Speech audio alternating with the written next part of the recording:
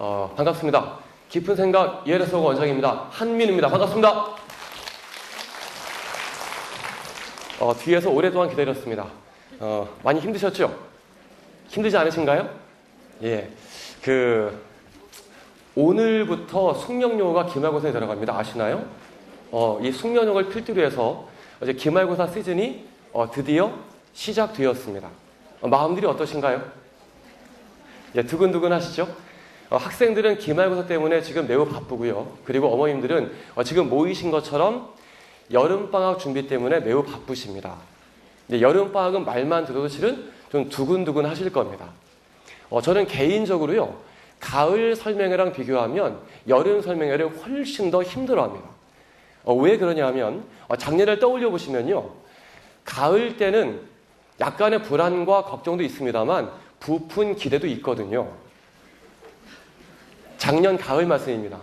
그런데 지금은 한 학기가 끝나가고 있습니다. 어느새 반년이 훌쩍 지나갔습니다. 믿고 싶지 않고 인정하고 싶지 않은 현실이 조금씩 눈에 들어오기 시작합니다. 그리고 때로는 체념하기도 하시고요. 때로는 내가 왜 이랬지 싶게 화를 내기도 하시고, 그런 과정 속에서 사실은 점점 득도하신 것처럼 마음들이 넓어지세요. 초등학교 때 그리고 중학교 때 보이지 않던 대학들이 대학으로 보이기 시작합니다. 이렇게 많은 대학들이 있는 줄 몰랐었습니다. 그런 현실들이 조금씩 다가오는데요. 만약에 한 학기를 보내고 난 뒤에 지금 이 시점에서 3년 뒤에 우리의 미래가 결정되어 있는 거라면 저희는 설명 안 합니다. 의미가 없지 않습니까? 이 반년을 지나고 난 뒤에 앞으로 2년 반 동안을 어떻게 할지에 대한 계획을 세우기 위해서, 특히나 이번 여름방학 때 어떻게 할지를 계획을 세우기 위해서 이 힘든 자리를, 귀한 시간을 마련한 겁니다. 그런 마음으로 설명을 할 겁니다. 그런데 저에게는요, 영어를 가르치는 저에게는 여름방학 설명회는 또 다른 어려움이 있습니다. 좀 앓는 소리 좀 해야 되겠습니다.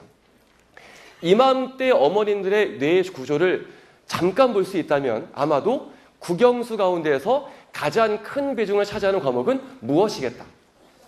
예, 수학일 겁니다. 그걸 제가 모르지 않습니다. 그걸 모르고 그걸 삐지면요, 못 해먹습니다. 그건 압니다. 냉정한 현실입니다. 수학은 문, 이과 상관없이 해야 될 게 너무나 많습니다. 이 여름방학을 앞두고 대부분의 계획은 이렇게들 세워집니다. 이 부족한 수학을 어떻게 앞으로 메워나갈 것인가? 이 여름방학을 일거에 뒤집을 수 있는 계기로 만들 것인가? 그렇지 않으신가요? 아마도 그럴 겁니다. 그런데 여름방학이 예년에 비하면 훨씬 짧아졌습니다. 짧아도 너무 짧습니다. 3주 남짓이죠. 그래서 이런 시간표들을 봅니다. 깁스행에도 주 5일 특강이 있더라고요. 제가 막 뭐라고 했었는데요. 주 5일 특강도 있고 주 7일 특강도 있습니다. 수학 말씀입니다. 수학. 영어는 불가능합니다. 수학은 주 5일도 모자라서 주 7일 특강도 깔고, 그것도 부족해서 과외를 붙일지, 학원을 또 하나 할지 말지 저울질 중이시죠. 수학이 너무 급한데 특정 과목을 좀 지칭해서 미안하긴 합니다만, 근데 방학이 너무 짧습니다. 이럴 때 마음들이 굉장히 급해지십니다. 근데 짧은 이 기간은요, 두 가지의 함정이 있습니다. 뭐냐면, 짧아서 그나마도 부족하니까 다 쏟아 부어도 모자랄 것 같아요. 계획을 그렇게 세우십니다. 짧기 때문에 마음들이 급해지시거든요. 근데 또 한편으로 짧기 때문에 마음이 좀 여유로워지기도 하십니다. 3주 남짓 뭔가를 안 해도 괜찮을 것 같은 느낌이 드시거든요. 그렇지 않나요? 영어나 언어나 그런 느낌을 실은 지울 수가 없으실 겁니다. 근데 현실을 잘 보셔야 됩니다. 여름방학은 기말고사가 끝난 직후에 시작하지 않습니까? 기말고사 때 아이들이 공부를 정말로 열심히 합니다. 그런데 내신 공부라고 하는 것이 말이죠. 대부분의 내신 공부라고 하는 것이 시험이 끝나고 나면 실력이 세지나요? 안 세지나요? 잘 안 세집니다. 지식의 그 놀라운 휘발성, 순식간에 믿기 잘 만큼 증발해 버리거든요. 그런 기말이 끝났습니다. 그리고 여름방학 3주가량 시작을 합니다. 그리고 여름방학 끝나고 나면 거의 곧바로 또 뭐 해야 됩니까? 2학기 중간고사 시즌이 들어갈 겁니다. 경기고는 9월 12일인가요? 그때부터 중간고사라고 하더라고요. 많은 학교들이 추석 직후에 중간고사 들어갑니다. 그러면 보세요. 열심히 했으나 실력이 늘지 않는, 다 증발해버려 많은 그런 공부를 했던 내신 기간이 끝나고 난 뒤에 3주의 여름방학이 있었습니다. 그리고 여름방학 끝나고 바로 중간고사에 들어갑니다. 즉 아주 오랜 시간 동안 3주가 아니고요. 영어를 손에서 놓는 일이 벌어지는 겁니다. 그러니 해야 될 때, 해야 되는 그 짧은 순간에 한다고 하지만, 그리고 고통스럽게 하지만 실력이 늘지는 않는 거죠. 그러니까 해도 안 된다는 얘기를 계속 입에 달고 사는 겁니다. 여름방학 때 드려야 될 첫 번째 당부입니다. 영어이기 때문에 드리는 특수한 당부라고 오해하시면 안 됩니다. 깁생 안 다니셔도 괜찮습니다. 하지만 수학을 집중적으로 하되 다른 주요 과목들과의 일정한 균형을 유지하면서 공부하지 않으면 정말로 큰일 나십니다. 제가 11년째 깁생에 있습니다. 11년째 대치동에 있습니다. 아마도 그런 학생들을 어머님들보다 훨씬 더 많이 봐왔을 겁니다. 꽤 객관적인 말씀을 드리는 겁니다. 첫 번째, 반드시 주요 과목 간의 학습 무엇을 유지할까? 균형을 유지할까? 그걸 깨면요, 큰일 나십니다. 자, 절절한 당부를 좀 드렸고요. 자, 그러면 영어 공부를 어떻게 해야 될지 현실을 냉정하게 봐야 되는데, 실은 우리가 지금 공부하고 있는 모든 것은 일점을 향해 있지 않습니까? 바로 우리 아이의 인생을 좌우할 대입이라고 하는 한 점을 향해서 달려가고 있는 겁니다. 대입을 위해서, 그리고 수능에서 절대 점수를 만들기 위해서, 경계에 걸려서 불안하지 않고 절대 점수를 만들기 위해서 공부를 이렇게들 고생스럽게 하고들 있습니다. 그리고 올해가 바뀌는 수능의 첫 해입니다. 그래서 이 바뀌는 수능에서 영어의 실체가 무엇인지를 분석을 하지 않으면 모든 공부의 계획은 다 허황된 걸 수밖에 없어요. 그래서 실체를 정확히 들여보는 것부터 16페이지를 보겠습니다.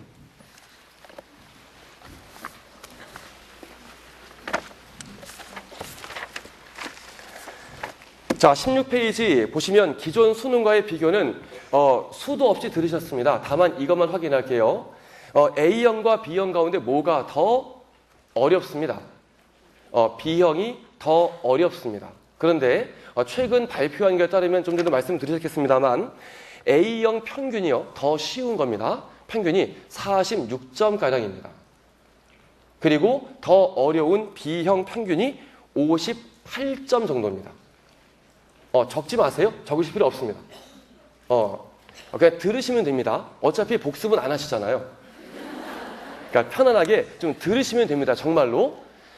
A가 훨씬 쉬운데 정답 평균은 무려 12점가량이 떨어집니다. 그 말은 아주 냉정한 현실을 보여주고 있는 거예요. 정말로 A형을 선택하는 학생들이 기존의 9등급 제도 하에서요, 예체능을 가려고 하는 일부의 상위권을 제외한다면 정말로 아래를 깔아주고 있던 아이들이 거의 다 빠져나갔다는 겁니다. 그만큼 등급 경쟁이 치열했다는 것을 보여주고 있는 겁니다. 그 밖에 듣기의 비중 확대, 문항수 감소, 풀이 시간 현재 몇 분인가요? 현재 모의고사 수능은요? 70분입니다. 70분 그대로 유지되고 있습니다. 이런 등등에 대한 얘기는 기본적인 정보는 일단 잠깐만 좀 눈도장만 찍어주시고요. 17페이지를 보겠습니다. 17페이지를 보면요, 제가 그동안 수능을 예측을 하면서요, 주구장창 드렸던 말씀이 있습니다. 뭐냐면 듣기는 절대 난이도가 조절되지 않을 것이라는 말씀을 매번 드렸었어요. 기존의 수능에서 듣기는 어렵지 않았었습니다. 다시 말하면 이 마을에 있는 아이들이 가장 유리한 영역이 듣기 영역입니다. 그런데 이 무기를 수능에서는 써먹을 수가 없습니다. 왜냐하면 수능에서의 수준이 듣기는 높지 않거든요. 기존의 수능도 그랬고, 그리고 바뀐 비중의 절반을 차지하게 되는 올해부터의 수능에서도 난이도는 조절되지 않을 거라고 계속 말씀을 드렸고, 실은 저는 좀 조마조마한 마음으로 정답률을 확인해 봤었습니다. 안 돼야 한숨은 쉬었죠. 정답률을 보니까 무려 22문항 평균 정답률이 88%입니다. 제일 낮았던 문제가 74%가량 14번 문제요. 그걸 빼고 나면요, 거의 고르게 거의 80대 후반에서 90대 초반이 제일 많습니다. 듣기는 어렵지 않은 것이 맞습니다. 그런데 무려 이 듣기가 절반이나 차지하고 있는 게 문제입니다. 근데 약간 배점을 보시면요, 이상한 점이 보이실 겁니다.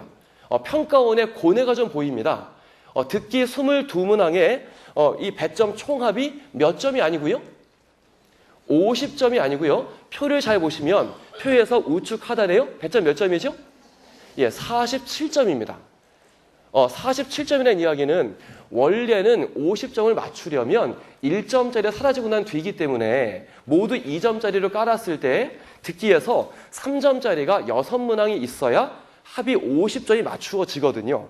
그런데 3점짜리를 여기에 다 쏟아붓자고 하니 뭐가 떨어지는 문제가 생긴다.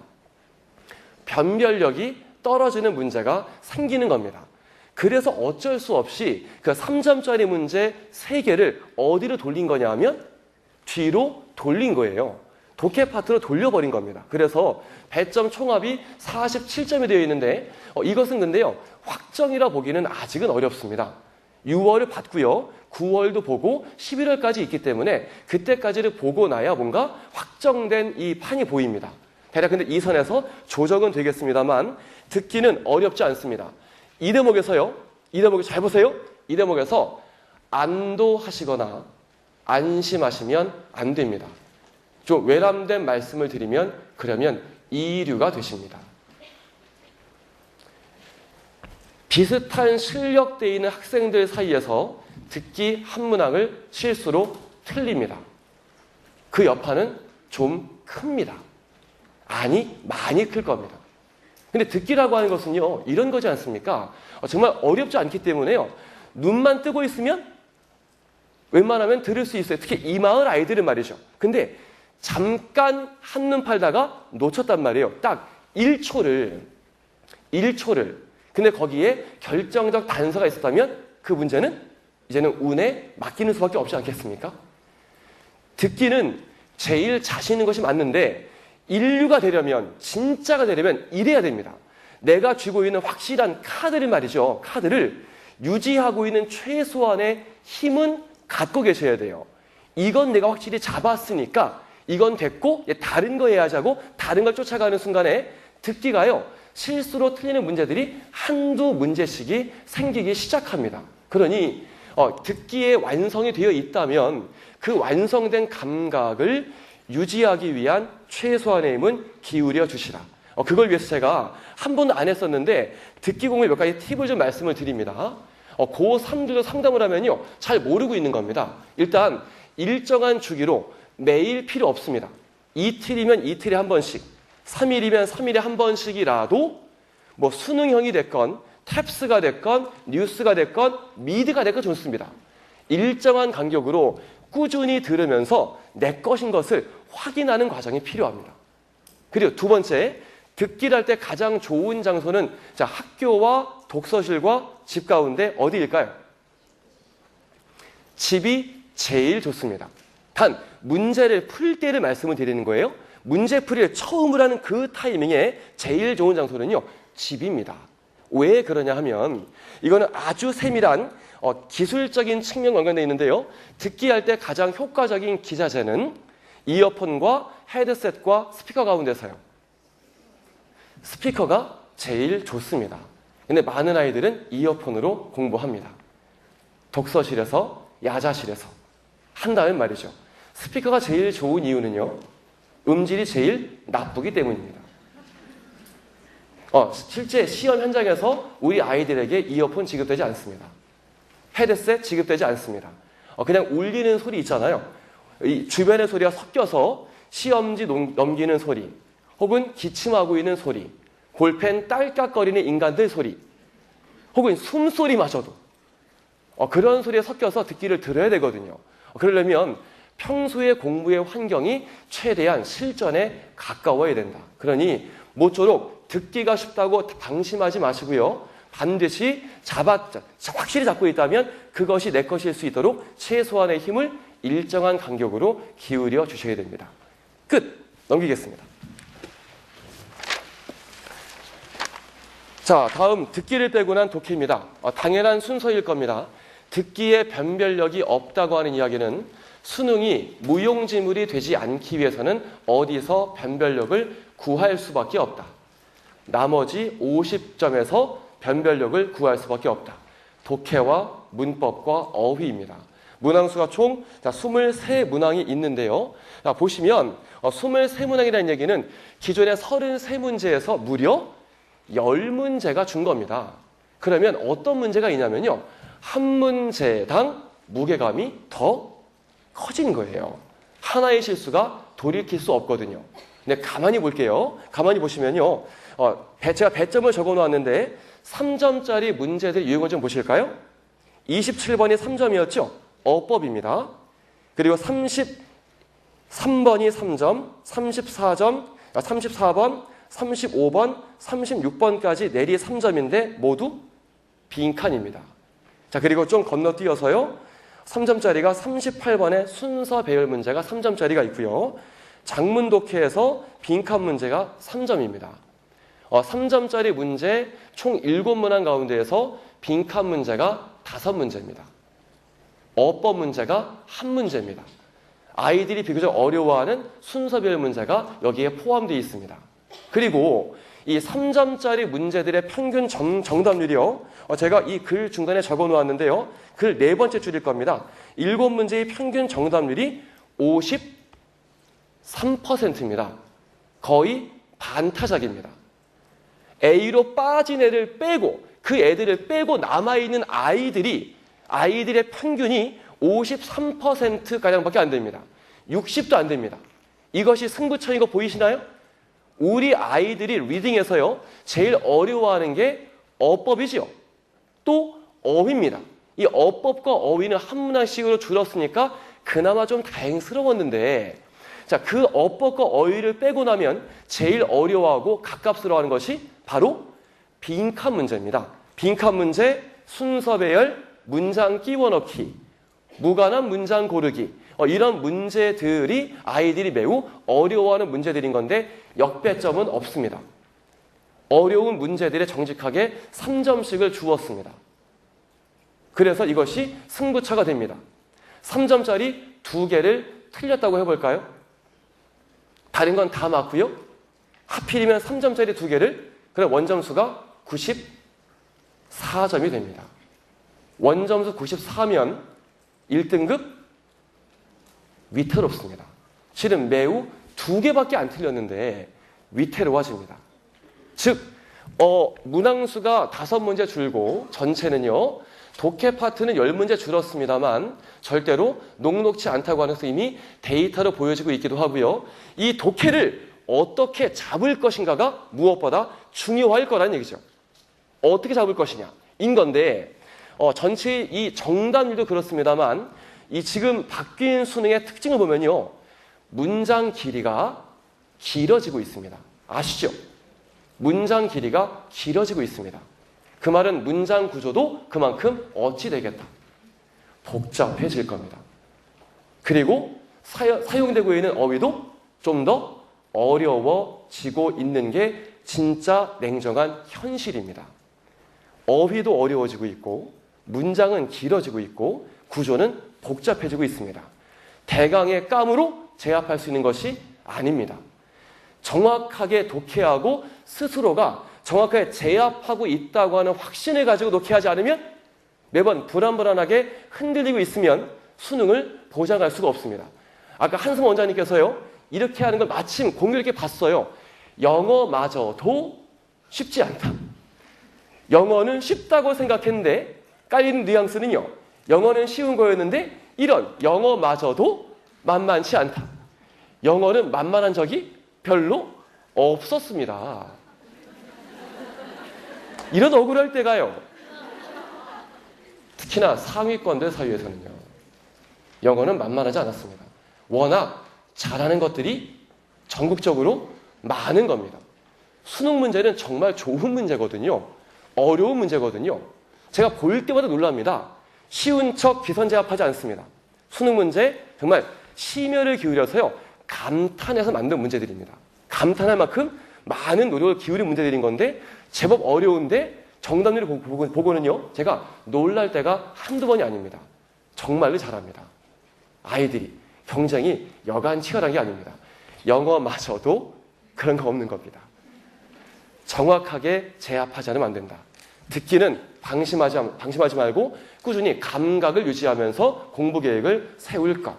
그리고 진짜 승부처인 나머지 독해 파트에서 제대로 승부를 보기 위해서는요. 어휘를 잡고 독해를 잡고 정확히 독해하는 힘을 키우지 않으면 안 된다.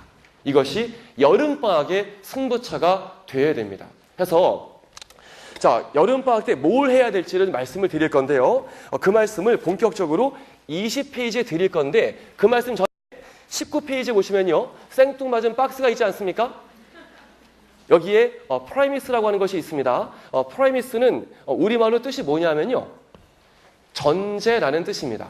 여름방학에 앞서서 같이 꼭 확인해야 될 절절한 전제가 있습니다. 아까 한 가지 말씀드린 것은 학습관 균형을 유지할 것. 이것 말고요. 간혹 어머님들께서 이런 말씀을 좀 하시더라고요. 학생들이 방학하면 어머님들은 개학했다고 말씀하시고요. 학생들이 개학하면 드디어 방학했다고도 말씀들을 하시더라고요. 방학 여간해서 만만치가 않습니다. 방학을 앞두고 있는 이 시점에 제가 꼭 드려야 될 절박한 당부가 정말로 있습니다. 생활 규모 유지라는 건 너무 뻔한 얘기 아닙니까? 너무 뻔합니다. 방학이 되면 우리 아이들은 언제 일찍 일어나죠? 아침에 학원 수업이 있으면 일찍 일어납니다. 아침에 학교 수업이 있으면 일찍 일어납니다. 그런데 아침에 학교 수업도 없고요. 학원 수업도 없습니다. 그럼 어떻게 하나요? 가끔 기록들 세우지 않습니까? 10시도 좋고 11시도 좋고 기록들도 세웁니다. 근데 이게요. 절대로 웃을 얘기가 아닙니다. 이게 자고 일어나는 시간이 무너지지 않습니까? 그러면 방학은 없는 겁니다. 그런 방학은 없는 겁니다. 아침 10시에 깬 사람이 하루가 있기를 기대하나요? 없습니다. 그럼 늦게 자겠죠. 늦게 일어나고요. 늦게 자고 늦게 일어나고. 그래선 승부를 볼 수가 없습니다. 제가 설명할 때마다 제가 자랑거리가 별로 없는 사람이라서 그런 자랑을 꼭 하거든요. 제 학창시절의 유일한 자랑거리는 12년 개근한 거예요. 초1부터 고3까지. 지각도 딱 한 번 해봤습니다. 고2 학력고사 날. 길이 하도 막혀서. 지금도 기억하는 이유는 한 번밖에 안 했기 때문에 그렇습니다.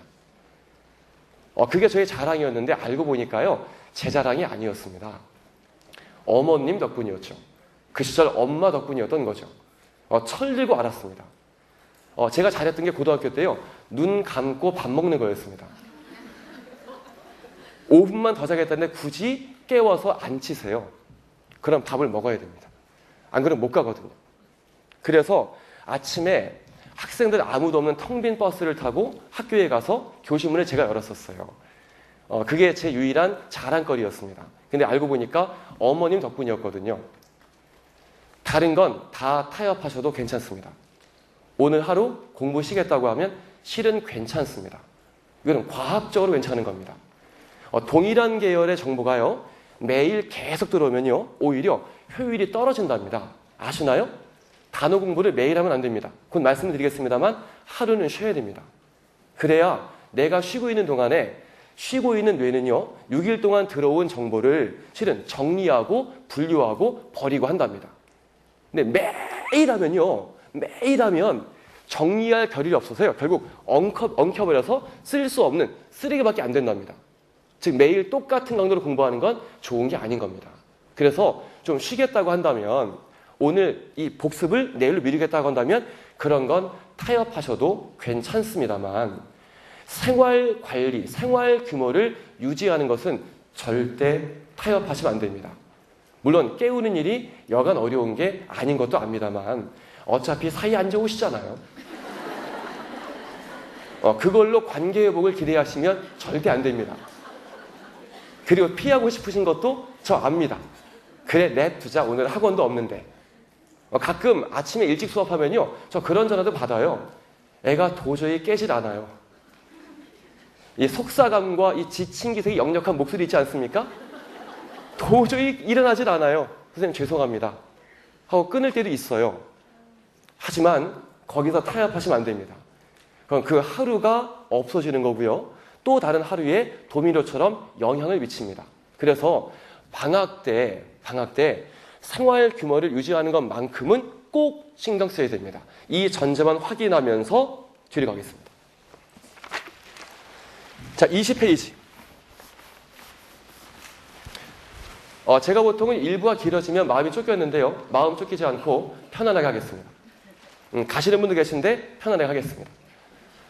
여름방학에 영어를 잡기 위해서 무엇보다 중요한 것 첫 번째, 이번 방학 때 처음 넣은 겁니다. 무수히 많은 고3들에 상담하면서 아무래도 안 되겠더라고요. 지금 이맘때 고3들이요, 영어 때문에 힘들어한다면 무엇 때문인지 아시나요? 어휘를 제일 힘들어합니다. 어휘 때문에 돌아가실 지경입니다. 그리고 그 다음 문법 때문에 힘들어합니다. 듣기 때문에 아닙니다. 어휘와 문법 때문에 힘들어합니다. 냉정한 현실입니다. 방학 때가 되면, 특히 겨울방학이면요, 이런 가끔 문의를 받습니다. 어휘 특강 없나요? 겨울방학 동안에 3,000개쯤 끝내는 거예요. 눈에 힘이 잔뜩 들어가셔서요. 한 3,000개면 되겠는데요. 그거면 제가 좀 모을 수 있을 것 같은데, 엄마들을, 학생들이요. 그런 특강 가끔 유혹 안 받습니다. 3,000개 끝낼 수 있습니다. 닥달하면요. 남겠습니까? 진짜로 안 남나요? 정말로요? 안 남습니다. 남을래야 남을 수가 없습니다. 하루에 방학 동안에 3,000개라뇨. 한 달에 100개씩, 하루에 100개씩이라뇨. 안 남습니다. 그럼 벼락치기로 승부를 볼 거면 진작에 봤지요. 근데 우리 아이들이 어휘가 약한 이유는요, 공부를 안 했기 때문이 아닙니다. 어휘책 한두 권 없나요, 집에? 한두 권이 뭡니까? 옮길 때마다 무슨 어휘책은 그렇게도 많은지요. 한 뼘도 넘을 겁니다. 한 뼘도 넘습니다. 무수히 많은 어휘책을 제법 많이 봐왔고, 절대로 그동안 봐왔던 어휘량은요, 적지 않습니다. 양의 문제가 아니고요, 방법과 태도의 문제입니다. 우리 아이들이 학원을 다닌다면 어휘 공부는 주로 언제 하냐면 테스트 보기 직전에 하죠.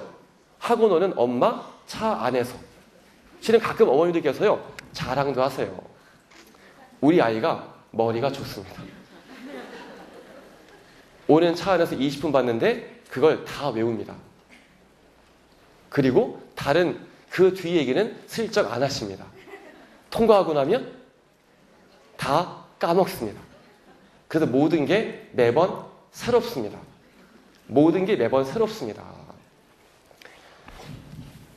시험에 임박해서 하는 이유는 뭔지 아시죠? 까먹을까 봐서요. 가장 효과적으로 공부하는 거죠.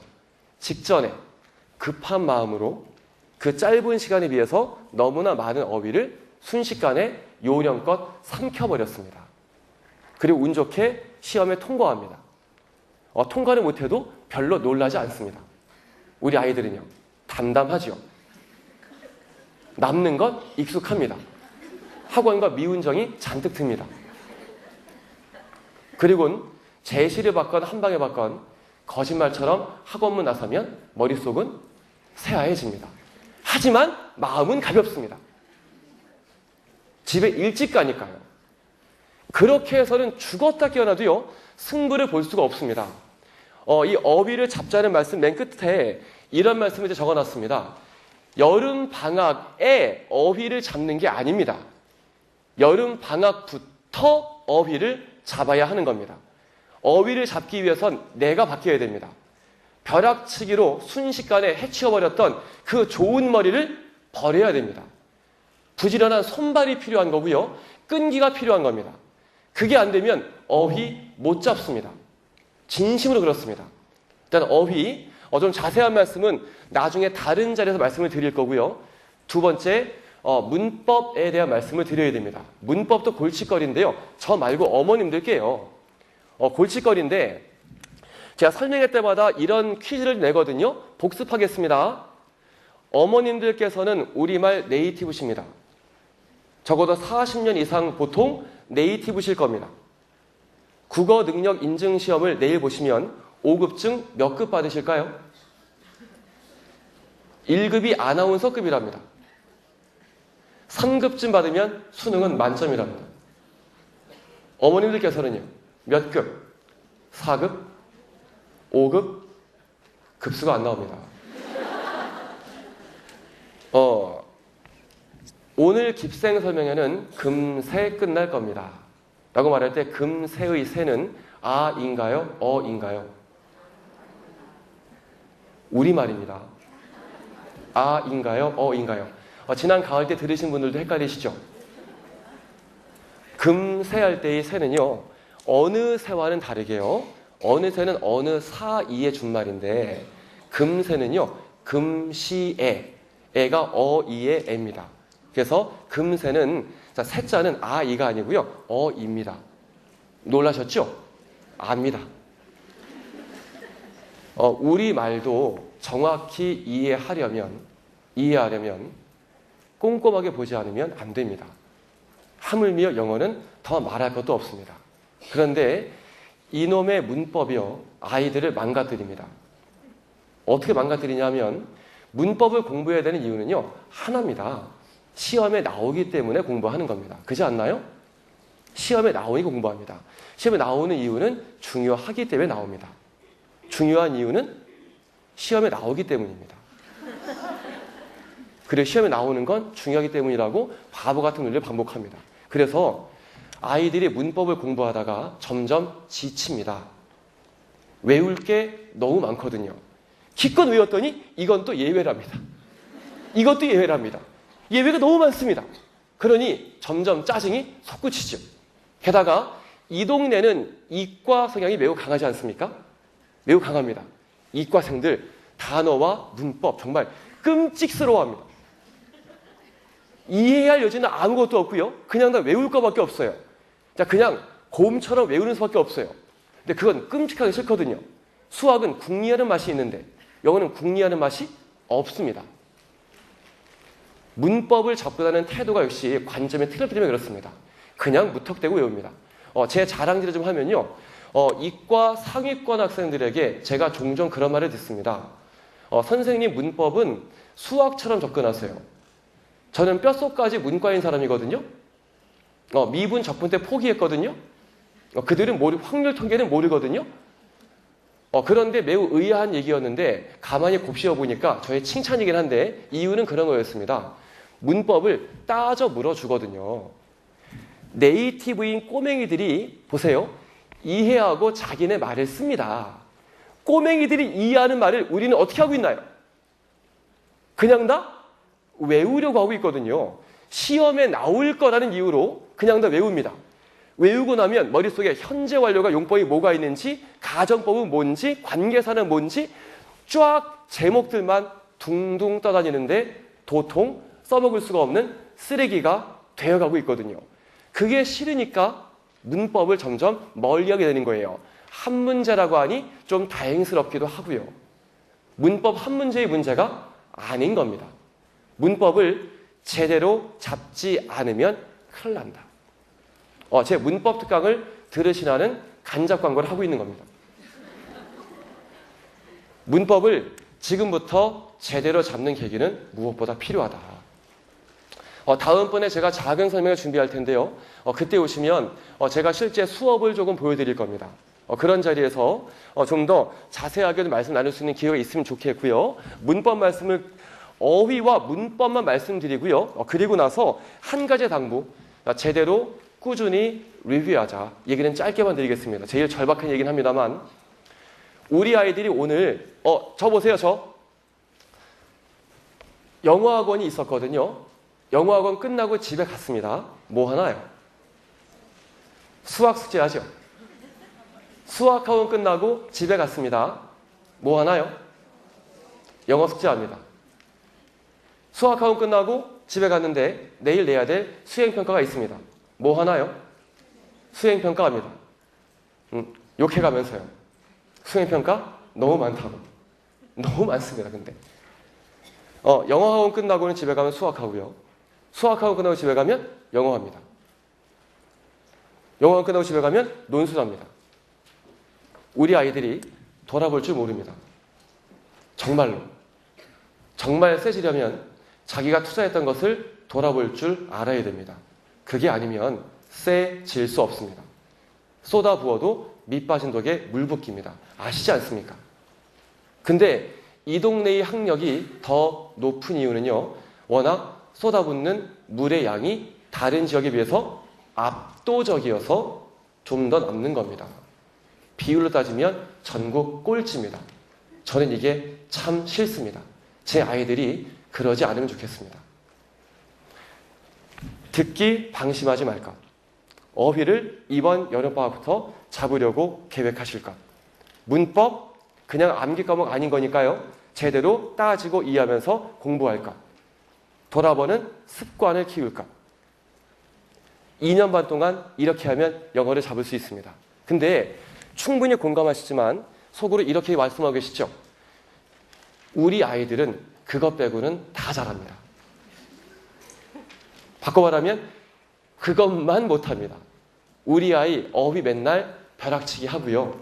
문법은 해도 도통 모르겠다고 하고 복습 필요한지 알겠지만 맨날 숙제에 허덕이며 살아요. 어휘 매일 꾸준히 우리 아이 못합니다. 문법은 쳐다보기도 싫어해요. 복습? 너무 바빠요. 그래도 실력은 늘려야 되겠습니다. 단언컨대 그러면 기대하신 실력은 늘지 않습니다. 수능은 말이죠. 벼락치기가 되나요? 안 되나요? 우문이죠? 안 됩니다. 만약 벼락치기가 되는 거라면 고3 여름방학 때쯤부터 해도 괜찮습니다. 수능을. 그리고 또 냉정한 얘기는요. 벼락치기가 안 되는 수능과 같은 긴 호흡의 시험은요. 그 사람이 그대로 반영되어 있습니다.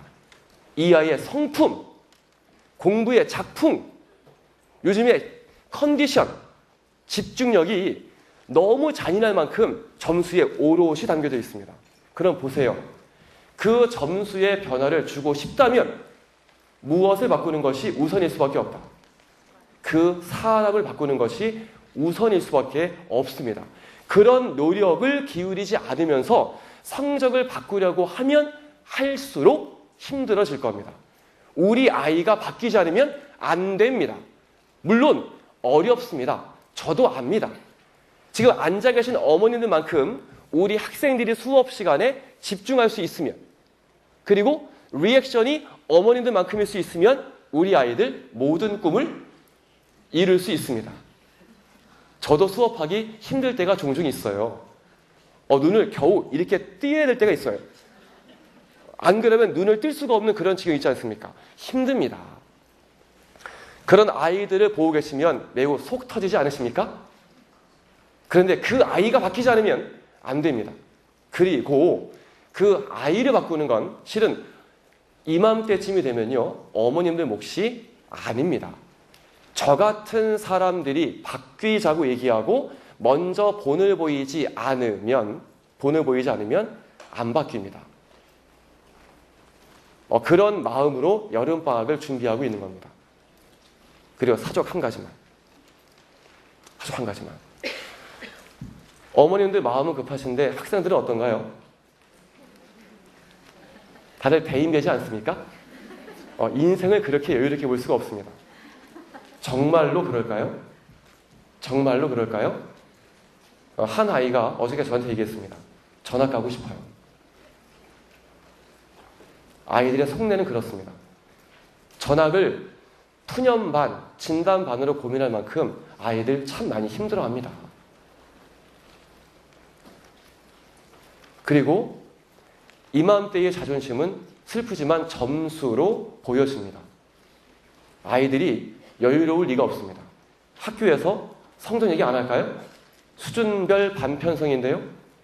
하고 나면 레벨별로 반이 나뉘어지는데요. 아이들이 늘 티내지 않습니다만 모든 경쟁에 애워싸여 있거든요. 그런데 아이들은 실은 외롭습니다. 가장 큰 언덕은 어디냐 하면 바로 어머님들이십니다. 아버님도 계신데요. 실은 아버님들 아닙니다. 어머님들이 가장 큰 언덕이고 가장 큰 영향을 주시는 분들입니다. 어머님들의 한숨 한 조각, 흔들리는 눈빛 하나, 성적표를 보시면서요. 이런 게 아이들에겐 가슴에 쿵 하고 떨어집니다. 어머님들 말고는요, 어디 기댈 데가 없어요. 학생들이 말입니다. 부탁이니 아침 시간에 깨우는 그 전쟁 이외에는요, 아이들을 먼저 걱정해 주십시오. 그리고 저는 이런 마음도 있습니다. 어머님들께서 학부모 모임 안 나가시면 좋겠습니다. 설명회 그만 다니시면 좋겠습니다. 이걸로 끝이면 좋겠습니다. 모임 나가실수록 우리 아이가 다르게 보입니다. 때로는 믿기 잘하는데 미워 보이기도 하십니다.